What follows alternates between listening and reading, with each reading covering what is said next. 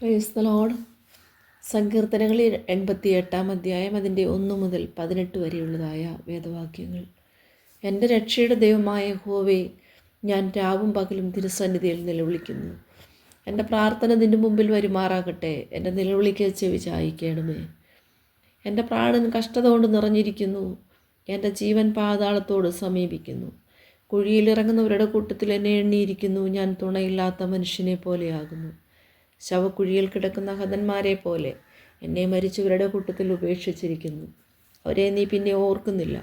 അവർ നിൻ്റെ കയ്യിൽ നിന്ന് അറ്റുപോയിരിക്കുന്നു. നീ എന്നെ ഏറ്റവും താണകുഴിയിലും ഇരുട്ടിലും ആഴങ്ങളിലും ഇട്ടിരിക്കുന്നു. നിൻ്റെ ക്രോധം എൻ്റെ മേൽ ഭാരമായിരിക്കുന്നു. നിൻ്റെ എല്ലാ തിരകളും കൊണ്ട് നീ എന്നെ വലിച്ചിരിക്കുന്നു. എൻ്റെ പരിചയക്കാരെ നീ എന്നോട് അകറ്റി.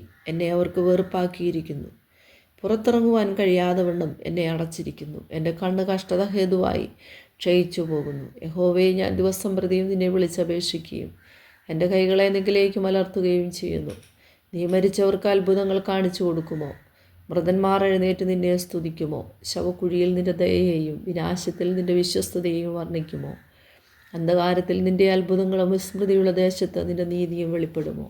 എന്നാൽ യഹോവേ, ഞാൻ നിന്നോട് നിലവിളിക്കുന്നു. രാവിലെ എൻ്റെ പ്രാർത്ഥന തിരുസന്നിധിയിൽ വരുന്നു.